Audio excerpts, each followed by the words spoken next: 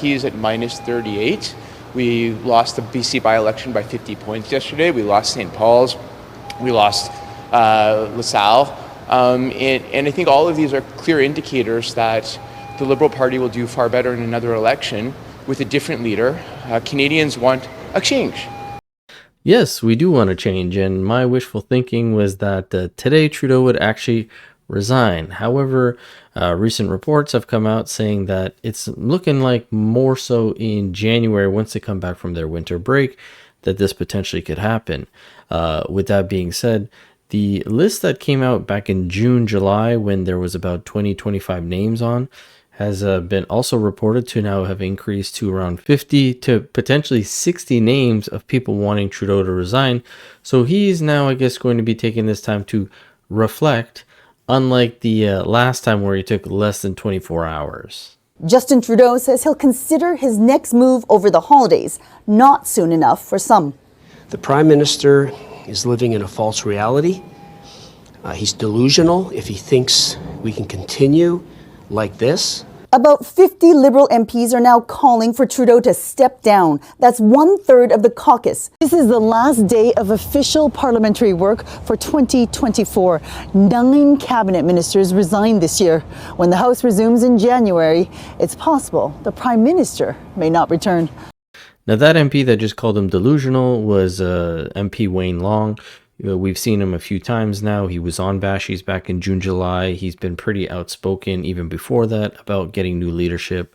But as you heard from the reporter, 9 cabinet minister positions are now needing to be filled. And with that being said, the Liberals were actually supposed to have a scheduled cabinet shuffle tomorrow on Wednesday. However, that's now looking like it's going to be being postponed till potentially January, as Trudeau again is taking this time to reflect. Vashi Kapelis is our chief political correspondent, and she joins me now. Vashi, the Prime Minister has time to reflect over the holiday break. So the question is, can he survive this? I think that the people around him and he himself, Marcia, think that they can, but I think that the sort of consideration that they have to weigh about not doing so, given the amplified pressure in caucus and perhaps even extending to cabinet, might necessitate a different set of circumstances. So I think there's a belief deep within that they can withstand it because they've withstood so much, but for many people, it also feels different this time around. When could we see a cabinet shuffle? Well, I think as soon as tomorrow, but I think the likelihood of that happening has significantly decreased since the weekend and of course, since Chrystia Freeland's resignation. The anticipation was Mark Carney would be coming in to replace Chrystia Freeland, and now that does not seem to be the case. At least the latest information I have would indicate that it's not.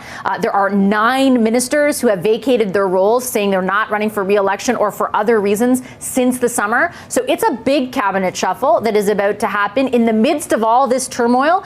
I'm not sure how likely it is that it does end up happening tomorrow. I think if not tomorrow, it's safe to say you will see something in January, perhaps tied to the inauguration of incoming President Donald Trump.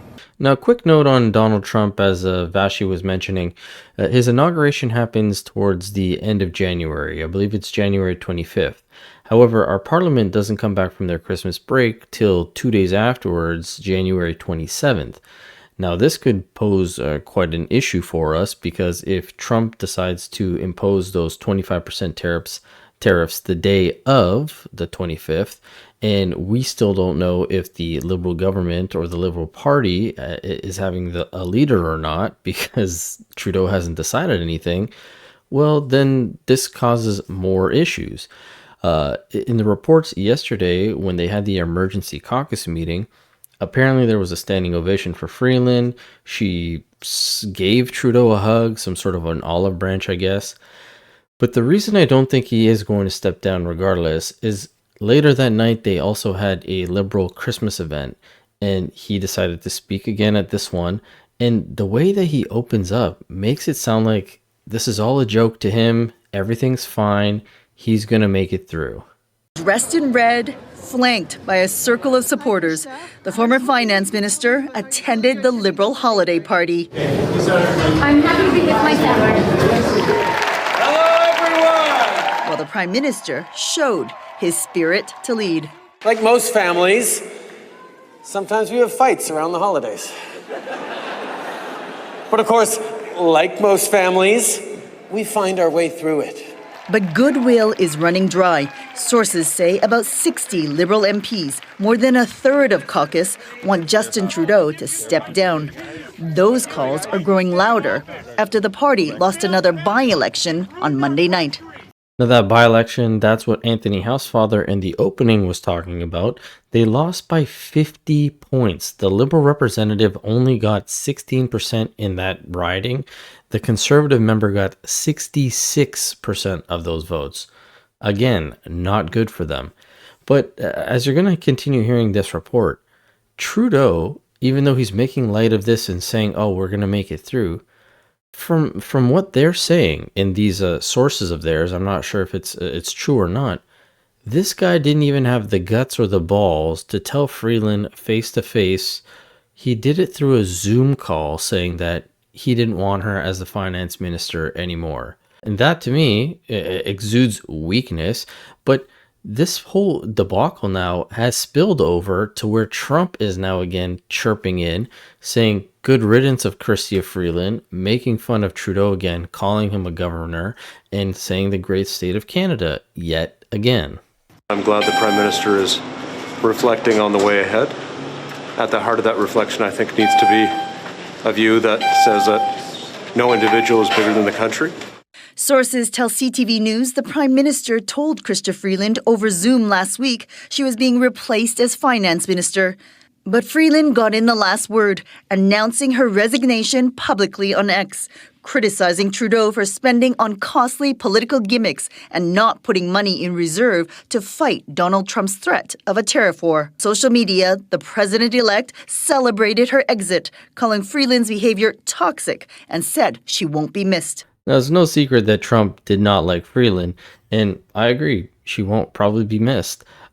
She was quite toxic from time to time. The fact that she supported Trudeau throughout these whole 9 years, being his right-hand woman, and even when she admits that a lot of his decisions seem like political gimmicks, these are her words, she was right there beside him, letting him steamroll the country into the ground where we're at right now.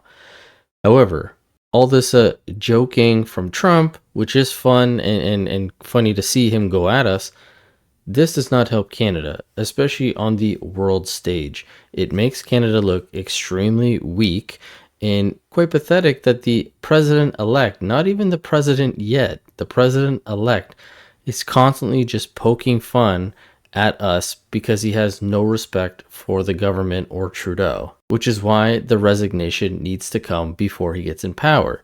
However, as I mentioned, Tom Mulcair, he was on CTV and he brought up some of the tactics, I guess, that Trudeau could take during this break. And he brought up prorogation, which is something he's talked about in the past. A very intense and fast-moving day yesterday. Justin Trudeau today continuing to face calls to resign, but it still doesn't look like he will answer to those calls. What are your thoughts? Well, my thoughts are he's buying himself a little bit of time. This, as you correctly say, is the last day of Parliament. They don't come back till January 27th. Between now and then, he can take his own time to come up with a proper decision. I think that one of the obvious opportunities for him is later in January for him to pull the emergency brake, which is called prorogation. You basically dissolve Parliament. You have to have you come back when you have a throne speech, but in between the two, well, perhaps the Liberals could have a leadership race, something like that. I think that that's where we're headed, Akshay, because even though Mr. Trudeau has yet to say that he's resigning, I think it's quite clear that he's not leading the Liberals into the next campaign.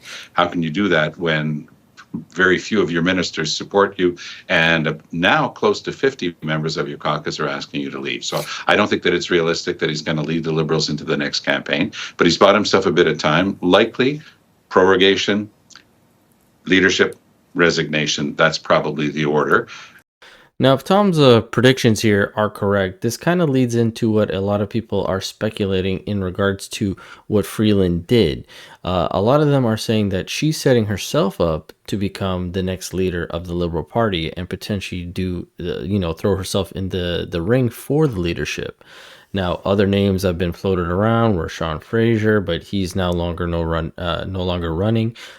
Dominic LeBlanc, which might now be an issue because he's just signed himself up to be the finance minister, which is funny that we took a woman who had no financial background, was a journalist, and put her into the position. And now we take a guy who has no financial background, I think he's a lawyer, and he's now in the finance position. And Tom talks about this as well. Well, it's all going to depend whether Trudeau, in the inevitable cabinet shuffle, keeps Dominic LeBlanc in finance. I mean, if you look, he's a lawyer. He's gone to a good American university, but he doesn't know the first thing about finance. So Mr. Trudeau was signaling yesterday, no, he's in there for the rest of the term. So it's very hard to understand how Dominic LeBlanc, other than being incredibly loyal to his childhood friend Justin Trudeau, is actually going to be able to maneuver these complex issues of finance. He has been playing one of the lead roles in dealing with the Americans. We all noticed that Donald Trump last night was busy tweeting insulting things at Chrystia Freeland, piling on in an already difficult day, which was pure Donald Trump, but absolutely unforgivable. But that's the world that we're in right now. We've got a government facing something very real in the form of a threat to our entire economy. That's what Chrystia Freeland apparently had been trying to warn Mr. Trudeau about, although it does strain credulity somewhat because she was in lockstep with him for years and years. And she agreed with everything he did, and he agreed with everything she did. So she said in the last couple of weeks that started to get frayed. That might well be.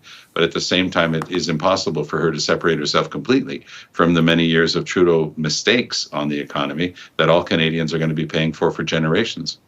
And that's just the fact of the matter. A lot of people right now, especially in the Liberal Party, are coming out and saying that Chrystia Freeland was mistreated, she's a victim, this and that. Was the way that things were handled perfect? No, but she also saw the writing on the wall. It's not like she was in there for a year and then realized this and then got the can. She was beside Trudeau for 9 years. She's the one who did all this. But if we go back to what he was talking about, Dominic LeBlanc, this guy has no idea what he's talking about. Today, in the last House of Commons sitting, or question period, he came out saying that they are so proud of the financial fiscal plans that they've had over the years, even though the economy, Canadians, and everybody can't afford nothing, our dollars in the dump, yet this guy's saying they're so proud of it. Why not let Canadians decide their future by calling a carbon tax election? The Honourable Minister of Finance and for Intergovernmental Affairs. Mr. Speaker, as I said a moment ago, we're proud of the fiscal and economic record of this government. This is a record, Mr. Speaker, of supporting Canadians through the pandemic. This is a record of investing in entrepreneurship and innovation. This is a record in providing, for example, Canadians with $10 a day childcare, historic investments to speak to not only affordability issues, but growing the economy in a sustainable way. Mr. Speaker, this is work we're proud to continue to do for Canadians, and we find it unfortunate that it's the opposition that's trying to ground this House of Commons into chaos. That's right. Hear, hear. Him saying growing the economy in a sustainable way and that they are proud of this record just speaks volumes. The Bank of Canada has cut rates 5 different times already. Our dollar is just about to dip under 70 pretty soon. The fall economic statement just got released that we are 50% over the $40 billion guardrail. He absolutely has no idea what he's talking about. And who knows, maybe that is what makes him perfect for the job. But as we move away from this and we go back to the issue at hand with Chrystia Freeland, Trudeau, what's happening, if he's stepping down or not, some of the other MPs who have been quite vocal, like Sean Casey, who went on CBC, he was outspoken about Trudeau resigning or stepping down a few months ago. He was asked about all the stuff that happened a few days ago with regards to the resignation, the caucus meeting, where he thinks that Trudeau should be going. And he was asked about Freeland, and he actually said that he would like her to run for the leadership. Do you think that the Prime Minister should step down? Yes. And did you tell him that yesterday? No. Why not? I was a little more concerned with Minister Freeland than the Prime Minister yesterday, and that was what I talked to him about. And do you find that there's more support in caucus now than there were a couple of weeks ago to have him step down? Yes. And how many would you say? Wayne Long said it's about 1/3 would feel like you do, 1/3 or support him, and about 1/3 are I'll wait for the reflection period. That's how he sort of gauged it. I don't know if that's your sense. Yeah, it's hard to know. Wayne's got pretty good judgment on these things. I wouldn't dispute that, but we're talking about something that's pretty serious. It's not the sort of thing that should be throwing out estimates, I think, really. Why do you think he's going to Do you want stay? Christopher Freeland to run for leader? Yes. Yeah. Do you think that's what this resignation letter was? Was it a leadership soft launch? I doubt it. I think she said what she meant. I don't think there's a hidden agenda there. Why do you think the Prime Minister wants to stay? What do you think of the way she was treated by the Prime Minister? She deserved better. And his response there ties back to what I was mentioning earlier about how a few MPs have come out and kind of put her in this victim status, which I don't disagree. I'm not saying she wasn't mistreated or he didn't try to throw her under the bus, but you can't obfuscate her of all accountability. She chose to be in this position for as long as she has been. She could have stepped down at any point when she saw that he was getting out of control, off the rails. She decided to be loyal to him for the past 9 years. And now that he decides to fire her, this is when she resigns. And now we're in this whole song and dance about what's going on. But I wanted to close off today's video with a snippet from a radio interview on Matt Galloway's show, The Current, where he interviewed two of the Liberal MPs, Wayne Long, as we know this guy, and Chad Collins, another one from yesterday's video who said that Trudeau should resign.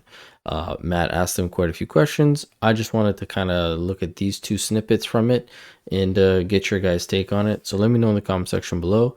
And as always, I'll catch you guys on the next one. Thanks so much. Yesterday, some of your fellow MPs came out of that meeting saying that he's staying. Yasser Naqvi said that he believes the Prime Minister is staying on. So is your sense that Justin Trudeau is listening to what you're saying and what you've heard over the course of the day? Well, it's anyone's guess, Matt, at this point. No one knows what's in the Prime Minister's head from one day to the next. And I was always one who would say to my colleagues that I think the Prime Minister will know when it's time to go, and I was wrong. I'm not certain, as Wayne just alluded to, I'm not certain that the Prime Minister does know when it's time to leave. And one thing I'm aware of, being in politics as long as I have been, and you and I are relatively the same age, through my life, I look at all of the Prime Ministers who've served Canada, and that there's an average length of time in office that Canadians have given them. In terms of his dad was in for 11 years, Mr. Mulroney was in for 9, Mr. Chrétien was in for 10, Harper was in for 9, right? There's some very common numbers there in terms of 9 and 10 years. And I think history tells us that organically, Canadians desire change after that 9 or 10 year mark. And we're at that point. And, I think he certainly knows history, and no one's won four mandates in a row since Laurier. That's 100 years ago, over 100 years ago. And so I don't know what's going through his head. And I think, we have a chorus of calls from across Canada, not just from our constituents, but from our colleagues asking him to leave. And I think we're well past that point now. And the more time that, that we lose going into the new year, the less time we have to properly prepare for his successor. There is no question that the Prime Minister feels he knows what's best for the electorate and for the country better than the electorate and the country. There's no question about that. You can see it in his tone. You can see it in what he says. He feels he knows best, and he also feels that no matter what is happening, come election time, it's going to be okay. If he's lost the confidence of caucus, if he's lost confidence of the party, why haven't more people put their names to that? Why aren't more people coming out? Why aren't cabinet ministers beyond Chrystia Freeland saying that they don't have confidence in him? I've learned this before. I've come out, against government in a few different situations over the past 9.5 years. And, it's just human nature. A lot of people talk the talk. A lot of people are, somewhat sincere in saying, I support you. I've got your back. But, when push comes to shove, a lot of people still just take that pause. They don't want to take that extra step. And, to me, the Prime Minister is clearly living in a delusional false reality. Those around him are doing him a disservice. And, I'm openly calling on ministers, more ministers. I mean, obviously, Chrystia Freeland, with that letter, the bluntness and the directness of that letter, the timing of that letter, that was a direct vote of non-confidence in the Prime Minister. I mean, you can't be any more direct than that. So my hope is that more ministers will speak up. Like, look, Matt, in the lobby, if I don't get the wink, wink, nod, nod, attaboys, pat on the back from my colleagues, including ministers for the last 4 months, I get them every day. So now is the time for ministers who know what's right, who know what we need to do. Like, we're heading for destruction as a party if we continue with Justin Trudeau as our leader.